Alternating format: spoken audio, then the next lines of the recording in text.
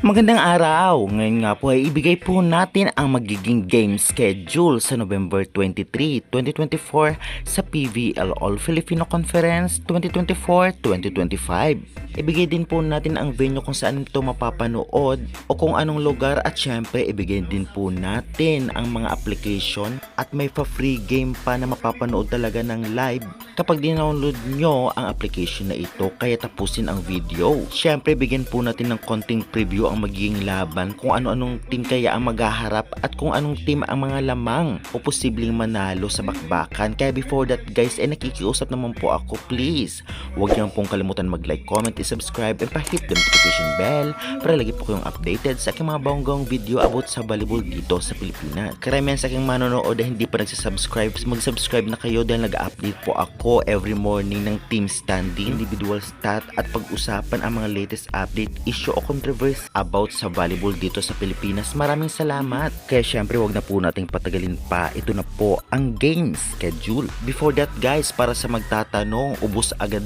po ang ticket sa laban na ito dahil nga maraming fans agad ang nag-avail.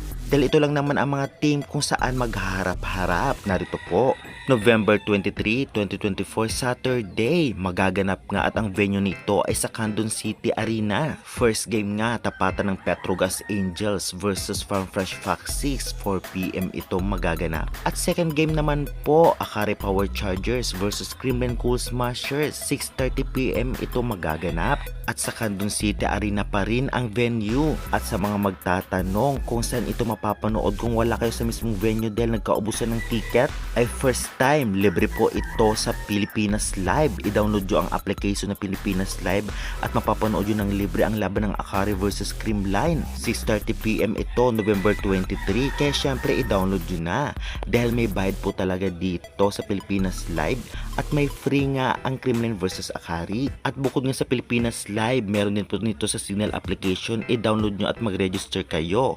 Kung gusto nyo rin ng free, ngunit konting oras na late o 30 minutes late, ay search nyo lamang po sa Google kung kayo may wifi or data, pbl.ph live. Kaya ano pang inaantay nyo? Mag-download at manood na. Samantalang bigyan natin ng konting preview ang magiging tapatan na Petrogas versus Farmfresh ay unahin natin. Malakas ngayon ang Farmfresh, ngunit kung pagbabasehan natin ang performance nila ng mga nakaraang laro nila ay talagang mas malakas at advantage ang Petrogas dahil hindi pa nga naglaro ang ibang players, especially sina Dakis at Julina de la Cruz. Malay natin ay talaga namang mambulaga ngayon ang Farmfresh, lalong lalo pa dumayo sila sa Candon. Kaya good luck sa both teams. Samantalang sa laban naman ng Akari versus Creamline, ito ay isa sa pinakaabang ng lahat kaya naubos agad ang ticket or sold out agad dahil nga pareho malakas at pareho undefeated ngayon ang Akari at Creamline. Lalong lalo pa sa mga nakaraang laro nila ay pareho malakas at palaban. Makabawi na kaya ang Akari dahil sa pagkatalo nila kontra sa Creamline na nakaraang conference. Abangan natin yan at nagbibigay po ako ng full preview nila sa every morning upload ko. Kaya congrats and good luck!